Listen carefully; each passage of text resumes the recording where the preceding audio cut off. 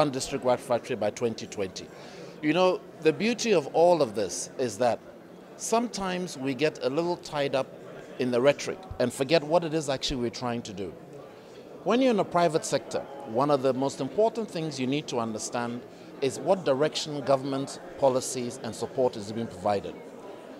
By the clear direction of industrial transformation set by our president, the one district, one factory, which my minister, Honorable Adam Chimanteng, has been asked and tasked to deliver. When you do that, it's almost like a call to arms. Everybody says, okay, now we know this is where we put in our efforts. So your question is, where are we?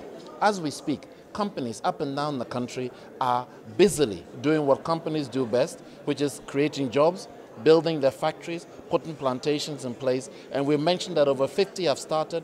We have more than 100 in the banking fraternity right now looking to get approval for their investment. And I started by saying we'll deliver what we said. But there is more to that, because it's all about government facilitating. And this is one of the key programs, for instance, we're doing with our Swiss partners, having the right environment.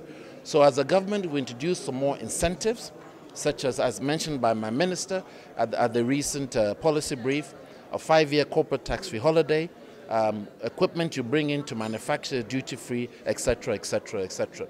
But, you know, let me just emphasize something. There's a reason why there's a saying that Rome was not built in a day.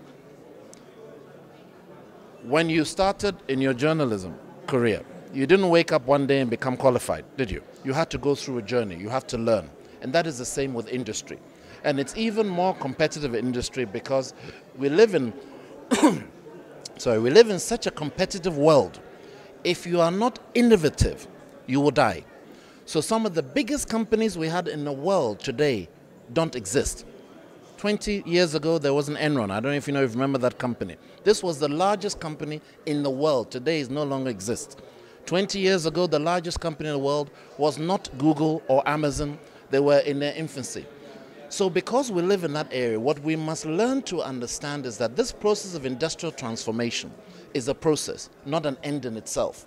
Companies continually have to improve, and we as government will also continually have to provide the incentive to engage. Businesses are going on, they're started. Our president has been commissioning, will continue to commission. But the commission is not the single most important factor. The most important factor he has done is by providing a clear strategy of where we are going, by providing the incentive, by ensuring that the work we're doing together is towards the same objective. We are clear in our direction.